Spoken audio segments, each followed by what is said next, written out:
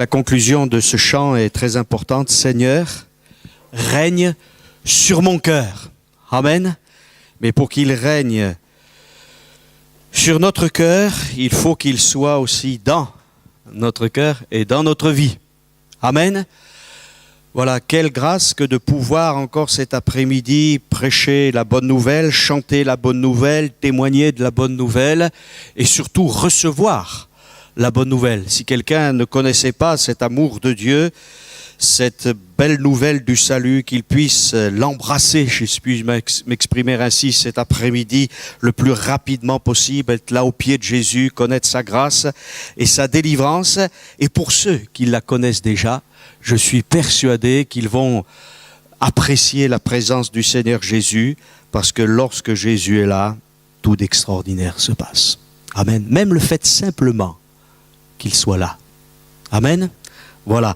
J'aimerais avec vous lire dans l'Ancien Testament. On aura l'occasion aussi de citer bien sûr des versets, des textes du Nouveau Testament, mais on va lire dans le livre du prophète Zacharie. Voilà, livre du prophète Zacharie au chapitre 11. C'est assez facile à trouver, Zacharie, puisque si vous êtes entre l'Ancien et le Nouveau Testament, c'est Malachie, et avant Malachie, il y a Zacharie. Voilà. Alors, si vous connaissez l'évangile de Matthieu, Malachie, et ensuite Zacharie. Zacharie chapitre 11. Et on va lire à partir du verset 7.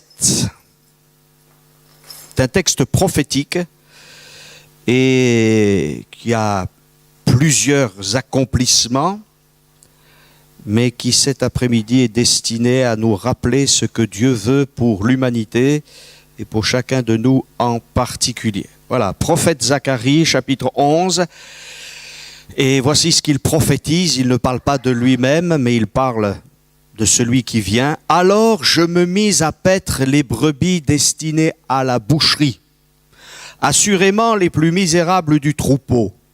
Je pris 2 houlettes, j'appelais l'une grâce et j'appelais l'autre union. Et je fis paître les brebis. J'exterminai les 3 bergers en un mois. Mon âme était impatiente à leur sujet, et leur âme avait aussi pour moi du dégoût. Et je dis, je ne vous paîtrai plus, que celle qui va mourir meure, que celle qui va périr périsse, que celle qui reste se dévore les unes entre les autres. Je pris ma houlette grasse et je la brisai pour rompre mon alliance que j'avais traitée avec tous les peuples. Elle fut rompue ce jour-là, et les malheureuses brebis qui prirent garde à moi reconnurent ainsi que c'était la parole de l'Éternel. Je leur dis, si vous le trouvez bon, donnez-moi mon salaire, sinon ne le donnez pas. Et ils pesèrent pour mon salaire 30 cycles d'argent. L'Éternel me dit, jette-le au potier, ce prix magnifique auquel ils m'ont estimé. Et je pris les 30 cycles d'argent et je les jetai dans la maison de l'Éternel pour le potier. Puis je brisai ma seconde houlette union pour rompre la fraternité entre Juda et Israël. Amen. Texte prophétique, on pourrait dire beaucoup de choses sur ce texte prophétique, mais j'aimerais simplement rappeler que ce texte, bien sûr, c'est une partie de la vie de Zacharie, mais c'est aussi prophétiquement, bien sûr, celui qui est le centre de la Bible, celui qui est le centre de l'Écriture et qui nous met en relation avec Dieu, celui qui s'appelle Jésus de Nazareth, le fils de David, le fils de Dieu qui s'est incarné, qui est mort à la croix pour chacun d'entre nous et qui est ressuscité et qui revient bientôt et qui est, la Bible nous dit, et notez bien cela, l'auteur d'un salut éternel. Amen. Quoi de plus terrible que de voir la grâce et l'union brisées? Je crois qu'il n'y a rien de plus terrible. Pourtant, la Bible nous dit que ce berger va regarder les brebis et il va être prêt à nourrir, à faire paître toutes ces brebis qui sont les plus misérables. Et je pense que dans notre société, il y a des gens qui se sentent tellement misérables qu'ils se disent de toute manière, ça vaut même plus la peine que j'existe, alors autant en finir avec la vie. Mais comme disait quelqu'un, le suicide n'est pas une solution, c'est un problème. La vie ne doit pas s'arrêter maintenant, il ne faut pas que tu mettes fin à ta vie.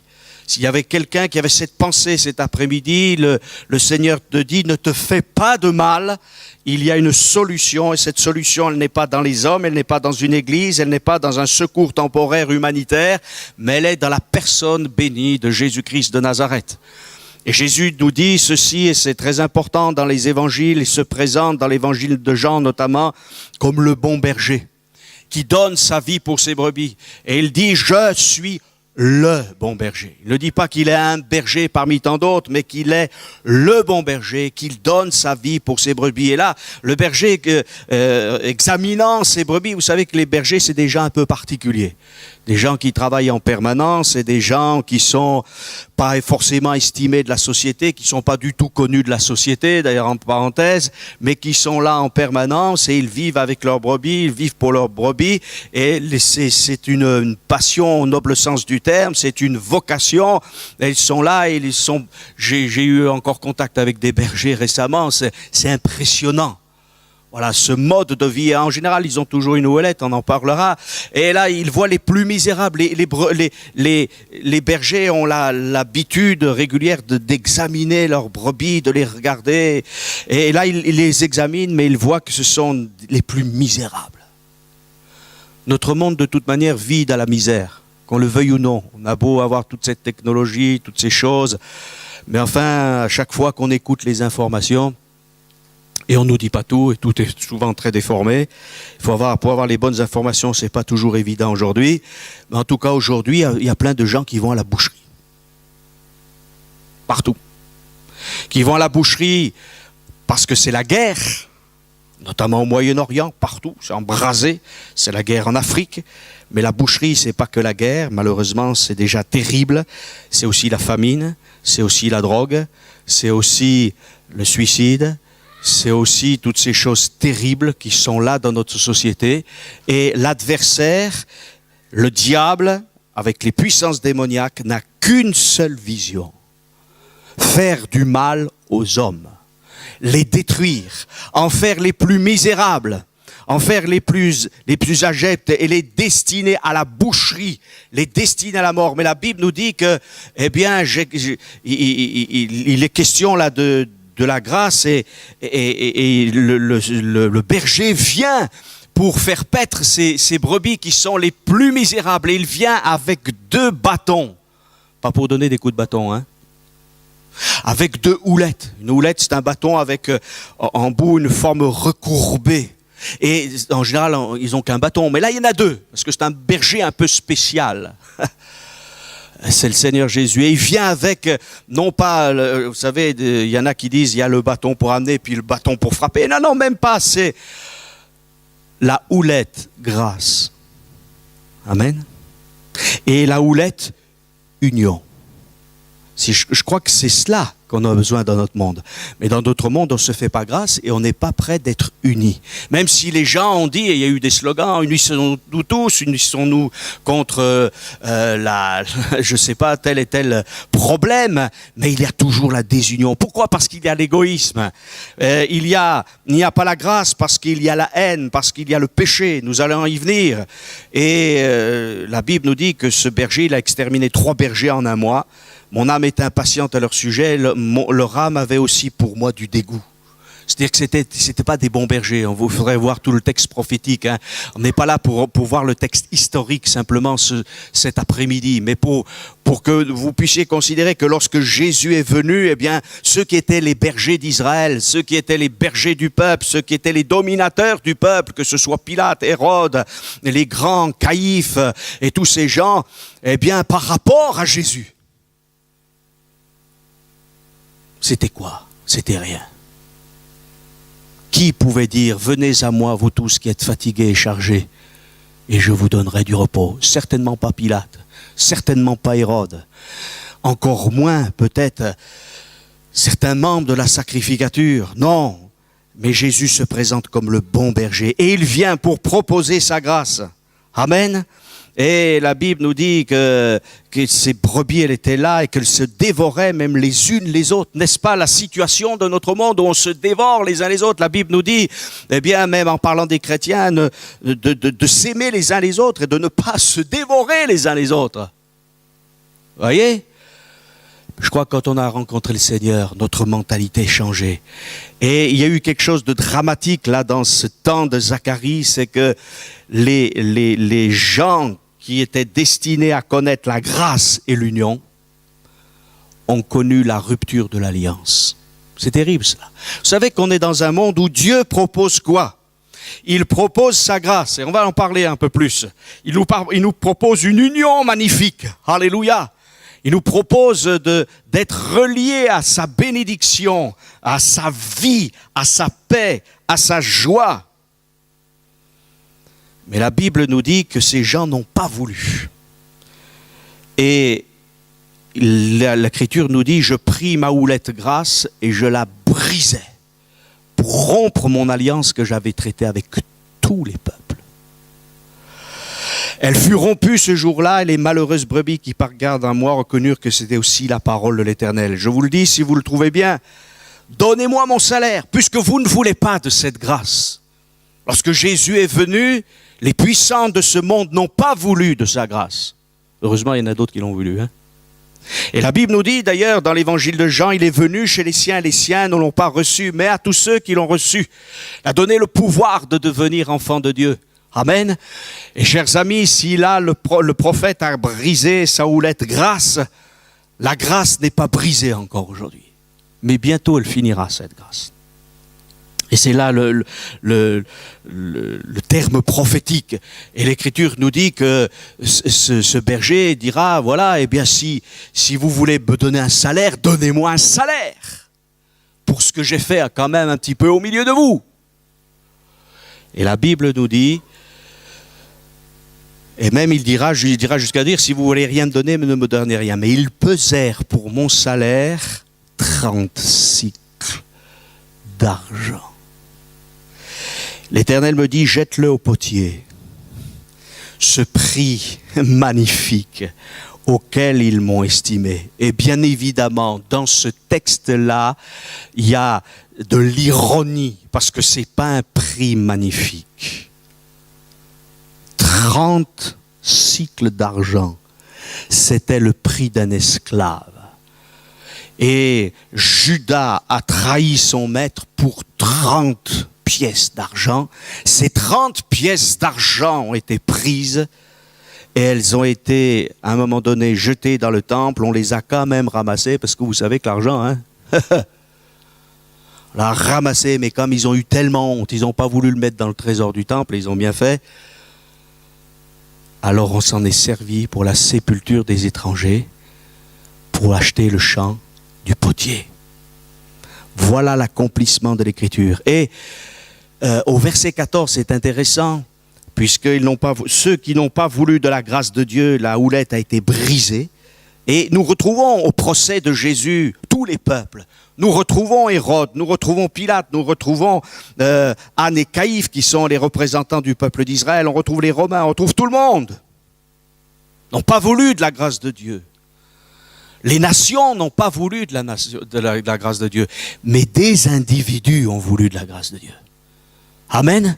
Et c'est pour cela que la grâce, elle n'est pas brisée pour les individus. Si elle a été brisée pour un temps pour les peuples et les nations qui ont préféré suivre leur propre voie, et on voit où ça mène, à la guerre, au conflit, aux épidémies. Vous savez, il y a encore quelque temps, quelqu'un disait, le sida est en baisse. Et qu'est-ce qui vient d'arriver là?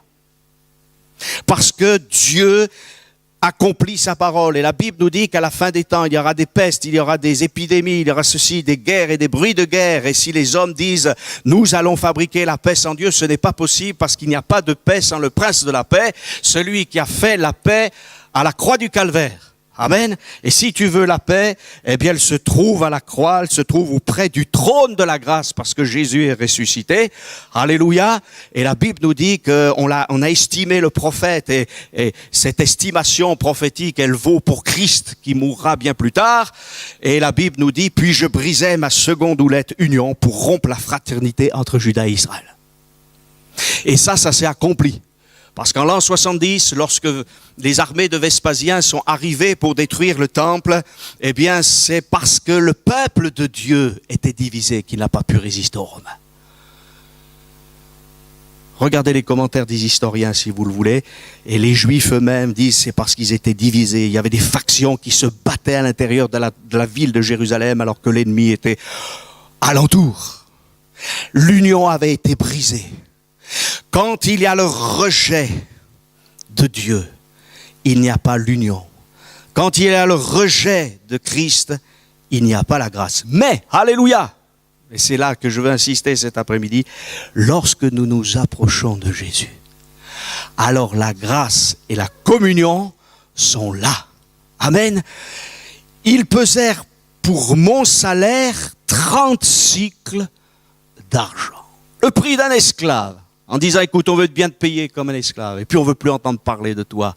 De toute manière, tu es un esclave. Et pour les gens, le christianisme, même plus ou moins authentique, s'ils en ont entendu parler, c'est de l'esclavage. Jésus est quelqu'un qui n'a pas réussi, n'a pas triomphé selon ce monde. Un salaire de misère, un salaire pour se moquer de lui. Il y a quelqu'un qui a dit, et vous le savez qui c'est le Seigneur Jésus lui-même. Et c'est devenu proverbial. Je pense que la plupart des gens ne savent pas que c'est Jésus qui l'a dit. L'ouvrier mérite son salaire. Eh oui, le prophète Ésaïe dira à un moment donné à ceux qui sont extrêmement riches et qui exploitent bassement leurs ouvriers, leur dira attention, le cri de vos ouvriers, le salaire de vos ouvriers que vous n'avez pas payé remonte jusqu'à mon trône. Ah oui. Les injustices. On pourrait dire, oh mais ça c'était du temps du prophète Ésaïe. Ah bon? Combien d'enfants esclaves? Combien d'enfants de 8, 9, 10, 11, 12 ans ne vont pas à l'école aujourd'hui parce qu'ils sont exploités? Combien d'hommes et de femmes sont payés en dessous de ce qu'ils devraient avoir parce que certains veulent s'enrichir? Et ça c'est terrible. Donc certains prennent un salaire mais ils ne payent pas le salaire aux autres. L'injustice sociale. Les prophètes l'ont dénoncé. Et malheureusement, au cours des siècles, ça n'a pas changé. Peut-être ça a évolué dans certains pays, c'est tant mieux. Mais dans d'autres, c'est encore catastrophique. L'ouvrier mérite son salaire. Et c'est tout à fait juste. Et beaucoup de gens ne savent pas que c'est Jésus qui a dit cela. Donc, effectivement, il y a une logique. Celui qui travaille, eh bien, il a droit à un salaire. Comme l'Écriture nous dit aussi que celui qui ne veut pas travailler, qui peut travailler, eh bien, il n'a pas le droit même à manger. Parce que le travail, c'est quelque chose d'important. Et cet après-midi, je ne vais pas vous parler du travail séculier, qui est tellement important pour nous, pour que nous puissions, eh bien justement, manger, nous habiller, pourvoir à nos besoins. Et je crois que celui qui est un croyant, il peut compter sur le Père Céleste pour lui donner du travail. Et s'il veut travailler, Dieu lui accordera ces choses. Mais ce n'est pas de ce salaire-là que j'aimerais vous parler. Mais il y a un salaire qui est aussi justifié par Dieu dans le domaine spirituel. Et l'Écriture nous dit ceci, car le salaire du péché, c'est la mort. Le salaire du péché, c'est la mort. Si vous lisez bien dans l'Épître aux Romains, la Bible nous dit aussi, et on en a parlé ces derniers mois, ces dernières années, de toutes sortes de pratiques qui sont contraires à l'éthique et à l'enseignement biblique, à ce que Dieu veut pour l'homme et la femme dans le contexte du mariage. Et les gens disent aujourd'hui, nous, on n'en a rien à faire de ce que Dieu dit. Nous, on fabrique nos propres lois. Mais la Bible nous dit que ces gens auront le salaire de leur propre péché. Lorsque Dieu a créé l'homme et la femme, il a bien créé un homme et une femme. Lorsque Dieu a créé l'humanité, il l'a créé avec des distinctions, avec un équilibre merveilleux et glorieux. Alléluia. Pour que l'homme et la femme soient heureux, puissent être épanouis. Alléluia. Dieu n'est pas un Dieu de dictature, mais un Dieu qui veut le meilleur pour chacun d'entre nous. Et c'est assez curieux de voir que beaucoup d'individus sont là pour la protection de la nature, pour la protection de ceci et de cela. On dit, il faudra arrêter de faire certaines choses. Mais dans le domaine moral, on dit, faisons ce que bon nous semble, on verra bien après.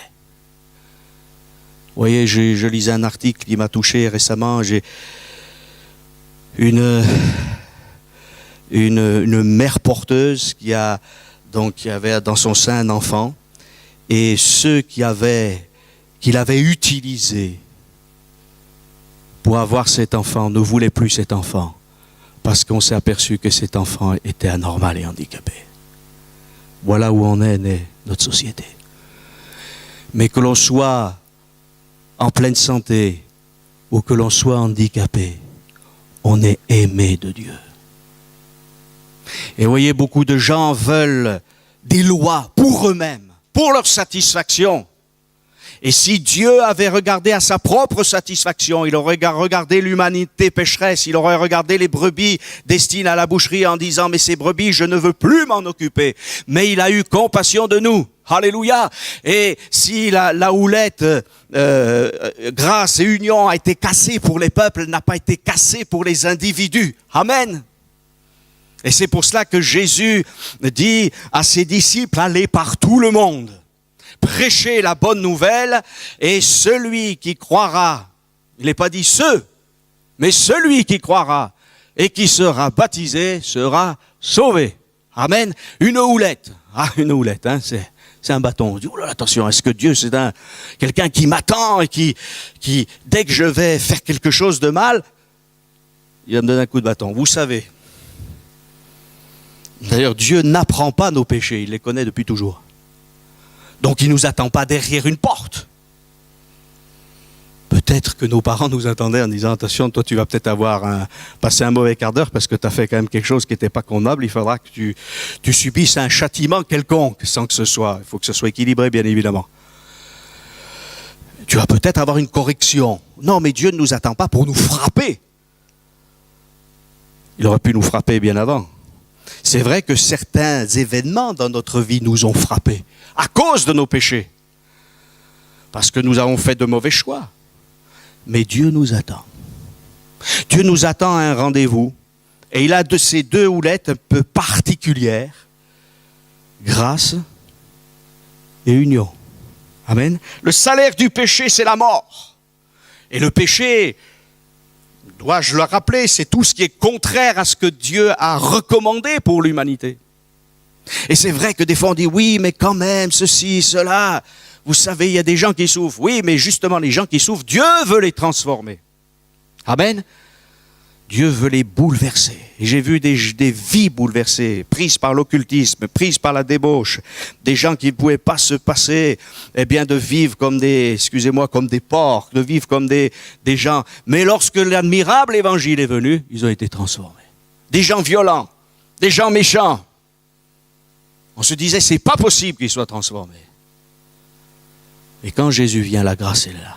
C'est pas eux qui se sont transformés. Il y a des gens qui disent, je vais essayer de me transformer, je vais m'améliorer, je suis quelqu'un avec une bonne moralité. Si vous avez une bonne moralité, c'est bien, mais vous êtes un pécheur quand même. On a besoin d'être changé. Et la Bible nous dit, le salaire du péché, c'est la mort. Pas que la mort physique, mais la séparation éternelle avec Dieu. C'est terrible. Mais la grâce. La grâce.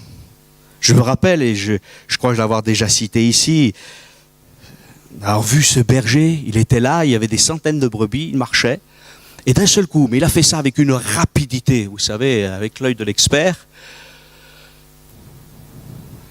Il y a beaucoup de vétérinaires, hein, vous savez, dans notre société. C'est bien les vétérinaires. Hein. Mais les vétérinaires, ils ne sont pas avec les brebis. On a besoin des vétérinaires. Hein. Il y a des vétérinaires ici, d'ailleurs. Je le sais.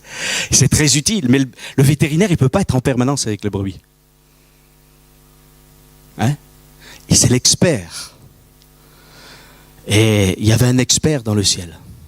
C'est le Père. Mais il a envoyé un berger. Ce berger, c'est Jésus. Amen. Et ce berger, il n'a presque pas regardé la brebis, mais il l'a vu. Il a pris sa houlette et en une fraction de seconde, elle s'est retrouvée les quatre pattes en l'air. Il a pris son opinel, j'ai dit une marque, enfin ça fait, et il a enlevé un caillou de la patte de cette brebis. Et aussi rapidement qu'il a enlevé le caillou, il l'a remise sur ses pieds et il est parti à une vitesse extraordinaire. Retourné en un quart de seconde presque, en une seconde. avec l'œil expert du berger, il en est ainsi. Il faut parfois que nos vies soient complètement renversées pour que Dieu puisse nous soigner. Laisse-toi soigner par celui qui est le berger. Amen. Et des fois, on a des souffrances terribles et on a mal à la patte, on a mal au cœur, on a mal partout. Et une fois, il y avait quelqu'un pourtant qui connaissait les brebis et puis le berger qui dit, tu vois, cette brebis, elle va pas bien. Mais tu n'as pas vu comme elle est grasse. Non, je te dis qu'elle va pas bien. Pourquoi? Parce qu'il vit en permanence. Vous savez, on appelle les pasteurs, les prédicateurs de l'évangile des pasteurs, mais je crois que plus je me dis qu'on est des pasteurs bien limités. Mais il y en a un qui voit du haut des cieux, qui connaît tout, qui sait tout, et en qui nous pouvons nous confier. Et ce n'est pas par mes efforts, c'est pas par mes calculs, mon instruction, même si je connaissais bien la Bible, vous savez, la connaissance c'est bien, gloire à Dieu, mais sans la grâce, ça ne sert à rien. Sans l'affection du grand berger. Or, nous avons besoin d'amour. Le salaire du péché, c'est la mort. C'est terrible. On est là avec la mort physique, avec la mort dans l'âme. On se dit, qu'est-ce que vont devenir mes enfants, mes petits-enfants, mes parents, ceci, cela. On a des soucis de partout, on est écrasé. Les prédateurs sont là. Loups, lions, etc. Fragiles. Dieu ne nous a pas présentés comme des gens puissants qui pouvaient vivre tout seuls en autonomie, mais comme des gens dépendants. Mais quelle grâce que de pouvoir dépendre d'un tel berger. Amen.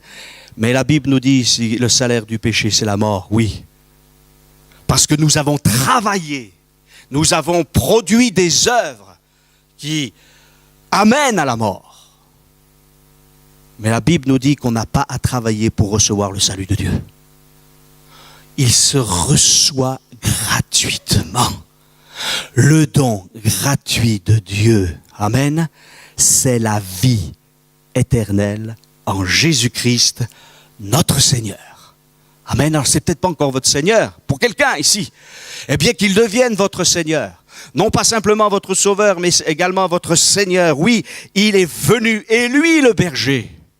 Ce berger exceptionnel, qui allait de lieu en lieu, bénissant et guérissant tous ceux qui étaient sous l'empire du diable, ressuscitant les morts, consolant ceux qui étaient dans le deuil, purifiant les lépreux, apportant une parole de réconfort, arrêtant la tempête, faisant des pêches miraculeuses. Celui qui était parfait, il a accepté de mourir. La Bible nous dit le salaire du péché, c'est la mort, mais il y a un homme qui est mort et qui n'avait pas péché. Donc c'est une parfaite injustice.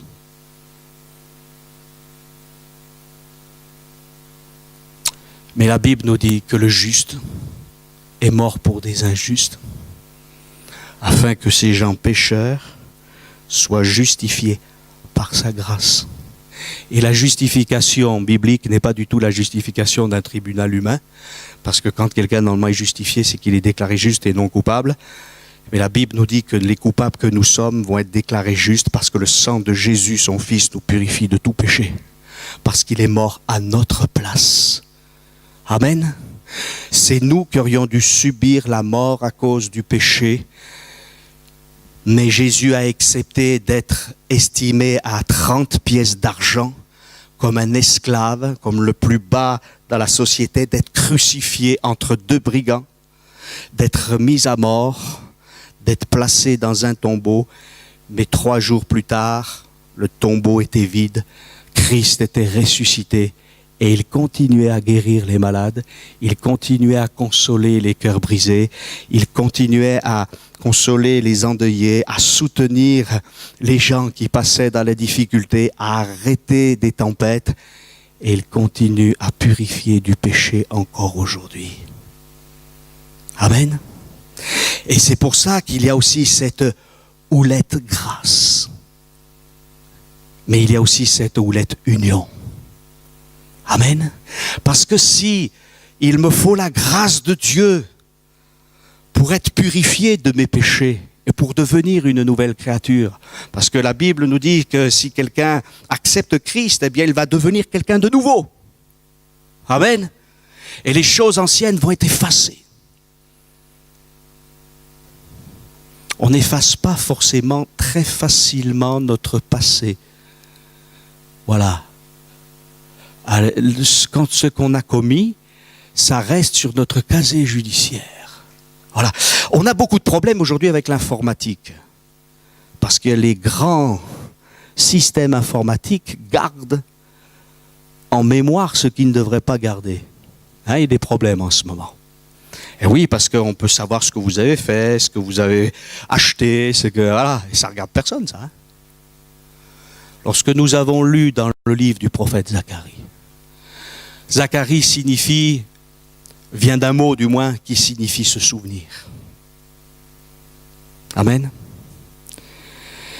Ce qu'il y a d'extraordinaire en Dieu, c'est que Dieu se souvient de la promesse qu'il a faite. Mais il désire ne pas se souvenir de nos péchés.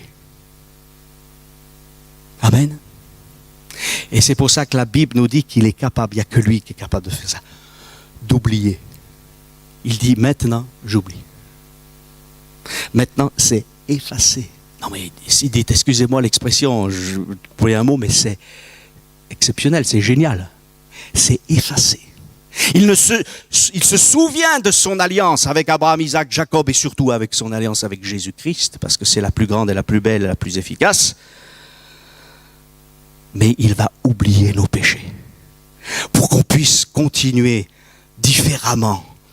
Et ce qui avait été brisé, c'est-à-dire cette communion entre Dieu et nous-mêmes, à cause du péché de nos pères et de notre propre péché, eh bien, est rétabli. Amen. Et c'est pour cela que l'apôtre Paul pourra dire, nous prêchons Christ, bien sûr, mais notre ministère, c'est le ministère de la réconciliation. Amen. Les hommes ne peuvent pas être réconciliés tant qu'ils ne sont pas réconciliés avec Dieu. Il semblerait que le cosmos, le monde, soit constitué de dieux qui n'ont pas la même pensée et la même idée. Mais c'est parce qu'il y a des hommes, des femmes qui se sont créés de Dieu, des dieux, ou plutôt le diable lui-même s'est révélé pour égarer les hommes. Mais la Bible nous dit qu'il y a un seul Dieu. Amen. Il y a une seule foi. Et c'est le vrai Dieu. C'est pas parce que je l'ai expérimenté, mais le vrai Dieu, le Dieu de la grâce, le Dieu de l'union, c'est le Dieu de Jésus-Christ. Alors soit on l'accepte, soit on le rejette. Dieu nous laisse libre de le rejeter. Mais c'est terrible. Pour avoir rejeté, tous ceux qui ont rejeté Christ se sont préparés des jours très difficiles. Parce que la Bible nous dit que le temps de la grâce finira et que ce sera un jour le temps du jugement. Mais manifestement, dans notre société, lorsqu'on parle de Jésus-Christ, bien peu pensent que Christ est aussi un juge. Ils le voient uniquement comme un sauveur, comme quelqu'un qui doit toujours dire oui à nos fantaisies. Mais ça, ce n'est pas le Dieu de la Bible. Le Dieu de la Bible, c'est celui qui nous confie en Christ son salut, sa bénédiction. Mais Jésus dira, celui qui croira et qui sera baptisé sera sauvé. Mais ce même Jésus dira, celui qui ne croira pas sera condamné. Et ce n'est pas parce que Jésus aura voulu le condamner, mais parce qu'il se condamnera lui-même par son choix et sa position. Dieu, nous dit l'Écriture, veut que tous les hommes soient sauvés et parviennent à la connaissance de la vérité. Amen. Alors cet après-midi, vous qui connaissez déjà le Seigneur, sachez qu'il a deux magnifiques bâtons de secours, de délivrance, sa grâce. Puise dans la grâce, mon frère. Puise aussi dans l'union avec ton Dieu. Tu peux l'invoquer, tu peux le prier. Alléluia. Sa grâce est réelle chaque jour. Mais va auprès de ton Dieu, prier. Répandre ton cœur, même si tu n'en peux plus, tu es fatigué, tu es usé, tu arrives à l'extrémité, comme on dit parfois au bout du rouleau. Mais au bout du rouleau, tu verras, il va y avoir encore un déploiement de sa grâce. Parce qu'il sera avec toi. Et toi qui ne connais pas Jésus, toi qui ne connais pas encore son immense grâce comme un océan, je t'en supplie, ne passe pas à côté de cela. Ne dis pas je verrai demain, plus tard, et puis l'église n'est pas parfaite. Il n'y a pas d'église parfaite. Il n'y a pas de gens parfaits, si ce n'est celui qui est mort pour toi. Alors ne regarde pas simplement autour de toi, mais regarde à celui qui t'a racheté et qui te tend les bras. Amen. Et qui te dit cet après-midi, la paix soit avec toi. Amen. On va incliner nos fronts, fermer nos yeux et on va prier au nom du Seigneur Jésus. Amen. Alléluia, gloire à toi. Seigneur, je te prie